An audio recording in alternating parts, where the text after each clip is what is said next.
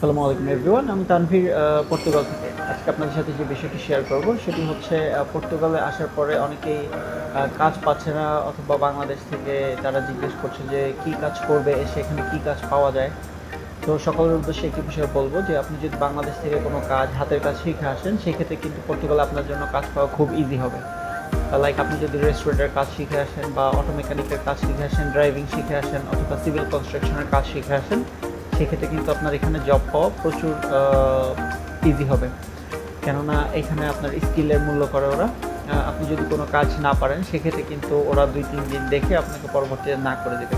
আর আপনি যদি কোনো কাজ শিখে আসেন, লাইক রেস্টুরেন্টে অথবা অন্যান্য সেক্টরের কাজ শিখে আসেন, সেক্ষেত্রে আপনার যখন কাজ দেখবে তারা, এবং আপনার যদি স্কিল দেখতে পারে যে এই কাজের উপর আপনার স্কিল রয়েছে, সেক্ষেত্রে কিন্তু আপনি এখানে বেসিক বেতনেও কাজ করতে পারবেন, অথবা আপনাকে কিছু অংশ এরা বেশিও দিয়ে থাকে বেতনের থেকে, বেসিক থেকে।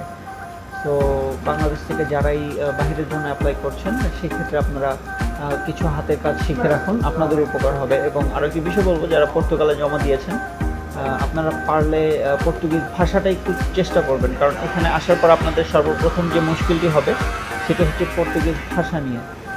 আর এখানে আপনি যখন ভাষা পারবেন, ওদের ভাষা বুঝতে পারবেন, সেক্ষেত্রে আপনার কাজের জন্য অথবা চলাফেরার জন্য সব কিছুই খুব ইজি হবে। ধন্যবাদ সবাইকে।